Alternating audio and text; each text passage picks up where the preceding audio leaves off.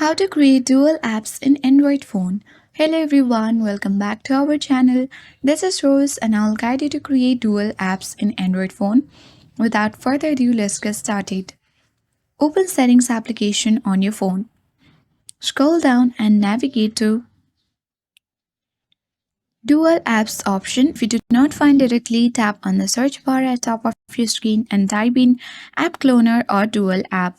So the option depends upon your Android device. So let me type in App Cloner and you will get the list of options. Simply select App Cloner or Dual Apps.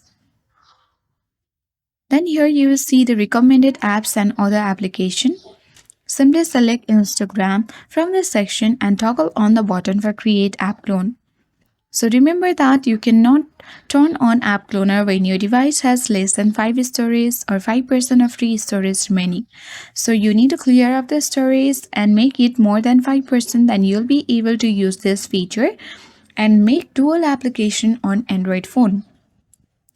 That's all for today. I hope this guide worked, and if you are new to our channel, hit the like button and subscribe. Thank you for watching and I'll see you in the next video.